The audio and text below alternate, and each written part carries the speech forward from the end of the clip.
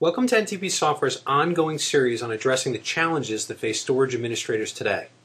In this module, we'll discuss the approach to handling unwanted content in your storage environment.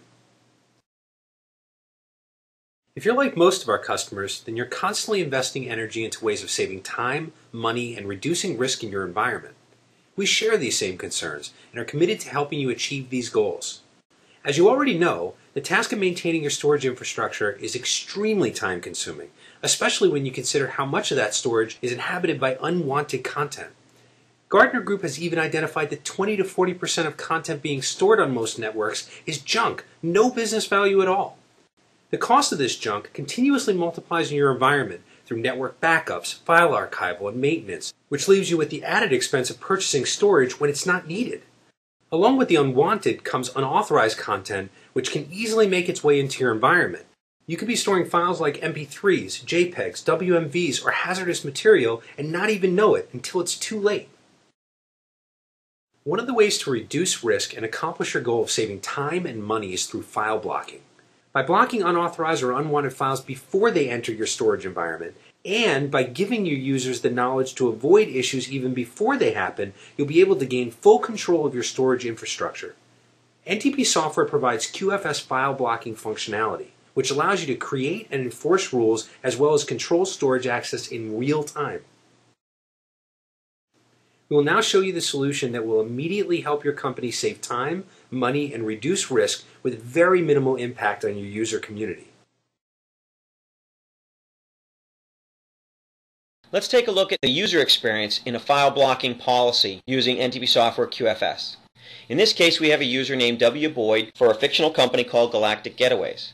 When W. Boyd tries to copy the Eagles Desperado.mp3, a media file as defined by our policy, they get blocked. In this case, we get an operating system message that says access denied. This is in spite of the fact that W. Boyd does have full access to the home directory and has full control. But the policy from QFS has prevented the user from doing this specific file action. This means that I can give the user full control to a resource or a share, but still prevent them from doing things that I think are unwise, unprofessional, unwarranted, etc. If you have the messenger service enabled in your environment, we can also send a messenger service pop-up. In this case, we say, QFS file control warning. This warning message was issued for attempting to save the file, the Eagles Desperado.mp3, and you'll receive an email shortly with additional information.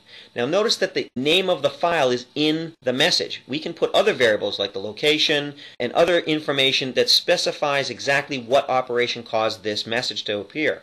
This has a very powerful effect on the user because they know that they're being watched. They know that the system is monitoring what they're doing and that they can't do whatever they want to do. This is a business resource. Let's take a look at the email that gets sent to the user. In this case, we've gotten an HTML formatted email that tells the user everything that they need to know about what's going on. In this case, I can brand this with the company logo, with the intranet, with links, with policies, very customizable messaging.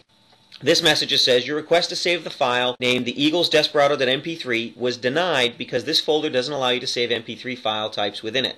And it lets the user know exactly why they got the denial, why they're not allowed to do it. But they might want more information. In that case, we provide this second line. If you believe you have received this message in error or want help in understanding how the system screens files, click Help. We provide a help system as part of the solution that you can customize or use as is that gives the user a message that explains exactly why the file type was prohibited and what the message means. So let's take a look at the back end and how this actually all is configured. We see that the file blocking policy that we just triggered is actually defined at the highest level, but it's inherited down to the lower level at the server level. This means that I can set up one policy for all home directories across a very large enterprise and have them apply everywhere. In this case, the media blocking policy has a criteria tab, which allows me to specify things like multimedia files, or I can add specific file types or file names. So I can do things like *.vbs, in which case it will look for the VBS extension, or I can do things like PST, but I can also pick from the predefined collections like executables, multimedia files, audio files, and there's MP3 files. Another feature of this file control policy is that I can base the policy not just on the file extension but on the file name. So if I have a security document called sec*.doc any file that meets that criteria can be blocked as well. This can allow me to have a system where I have some volumes that contain secure information, and it will prevent the user from inadvertently copying it to the wrong location because that document name is specifically banned in those other locations. We also have other capabilities relative to identifying files.